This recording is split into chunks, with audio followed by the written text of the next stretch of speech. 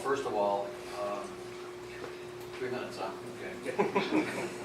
This is a really an in-depth area of discussion. The $3 million to pay for the new voucher students, if you're going to figure it at $7,200, $7,800 for middle school and high school students per pupil, that would be about right for about 400 plus new enrollees. Of course, the governor is proposing reducing the vouchers to approximately $4,850.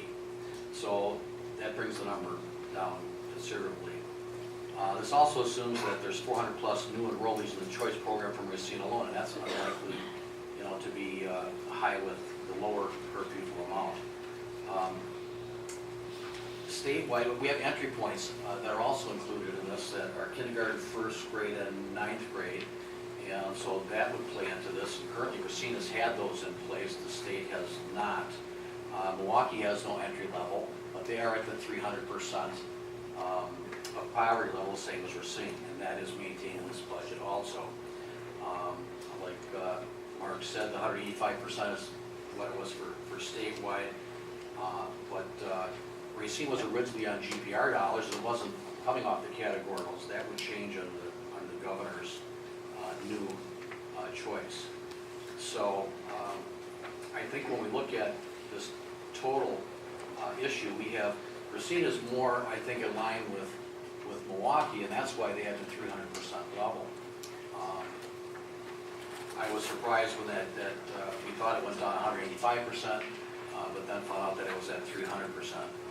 I would also say that we're looking at ways to fund it so choice is equal. They're already doing it for much less than what the unified system does, and as a matter of fact, when we lose a unified individual to a choice school, unified continues to be paid for that student. The first year, the entire amount is if the student's sitting in the chair. The second year, 66%. The third year is 33%. So while they're not teaching that child is being, the state's paying for that individual as if they are here being taught. So, and it's not like it's we're taking dollars away and not giving the opportunity to make adjustments for that. There's a lot of other issues with this that I could discuss, and I'll pass on to Robin, and we can chat about this on Thursday. Okay, thank you very much. Mr. Voss, you're up. You did a good job. So I support the expansion of school choice. I think it's been one of the best things that has happened to Racine Unified and for the kids in Racine, which is really what I think we should be focused on, not the adults, which is what sometimes we forget, that it's really about giving every child the best opportunity to succeed. For many, like me, I went to public school and I got a great education. For other kids, they get a better education in a different environment. All that we are doing is giving them the opportunity to succeed. Most people probably realize that of every dollar that Unified spends, 71% comes from the state of Wisconsin. So we are already well beyond the 2/3 at Racine Unified, and under Governor Walker's budget, that number basically does not change. One of the things that I think is important is that we do have accountability between public and private schools who are receiving taxpayer dollars. I probably cannot push any harder than I am right now at the state level to try to get that deal done. Unfortunately, you have public school advocates who don't seem to want accountability, and you have private school advocates who don't seem to want accountability.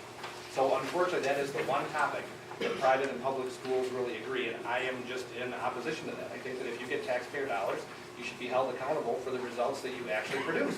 If you do well for kids, you should make sure that you are shown that in the opportunity for parents to reward you. And if you're not, we should put more money into those failing schools to make sure they succeed with every child.